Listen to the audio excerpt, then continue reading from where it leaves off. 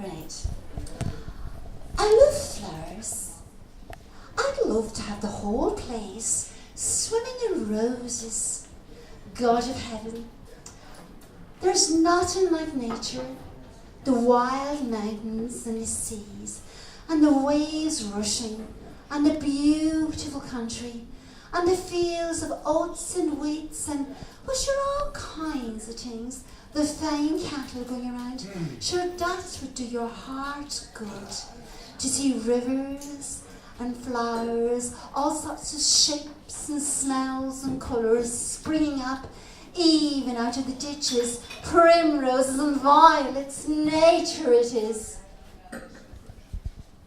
As for them saying there's no God, I wouldn't give a snap on my 2 fingers for all their learning. Why don't they go and create something? I often ask them. Atheists, or wherever they call themselves, go and wash the cobbles off themselves first. Then they go howling for the priest and they dying. Why? Why? Because they're afraid of hell, on account of their bad conscience. I know them well. Who was the first person in the universe? Before there was anyone. That made it all who had. And they don't know. Neither do I. So there you are then. They might as well try to stop the sun from rising tomorrow. And the sun shines for you, he said. The day you were lying among the rhododendrons and Hoth Head in his grey tweed and straw hat. The day I got him to propose to me. First, I gave him a bit of seed cake from out of my mouth. It was leap year, like now, 16 years ago.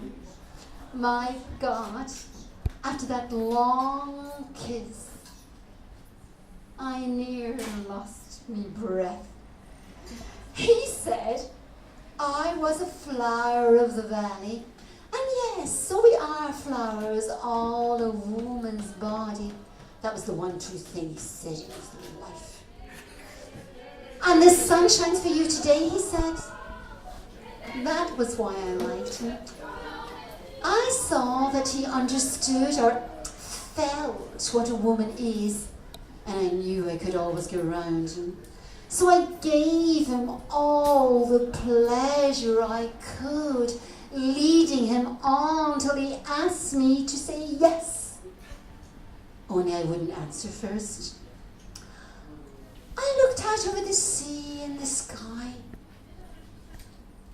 There were so many things I was thinking he didn't know. Of Mulvey,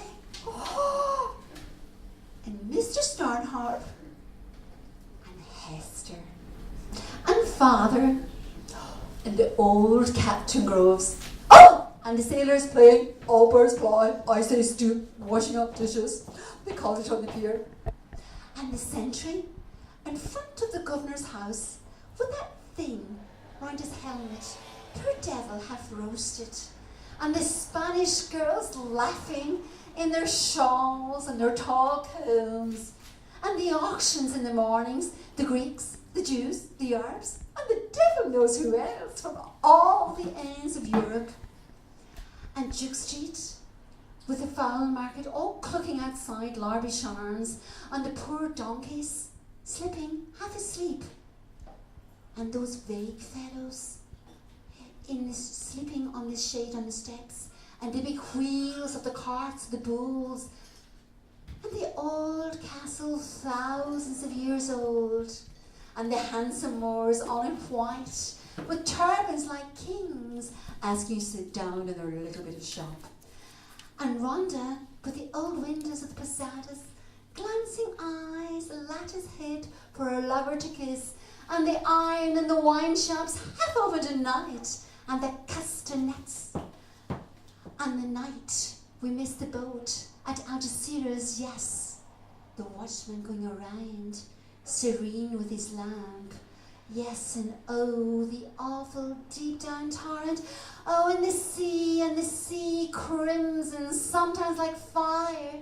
and the glorious sunsets, and the fig trees and the animated gardens, and all the queer little streets with the pink and the blue and the yellow houses, and the rose gardens and the jessamine, the geraniums and the cactuses, and Gibraltar as a girl, where I was a flower of the mountain, yes, when I put the rose in my hair, like the Andalusian girls used. Shall I wear red? And how I kissed him under the Moorish wall, and I thought, well, as well him as another. And then I asked him with my eyes to ask again, yes. And he asked me, would I, yes, to say yes, my mountain flower.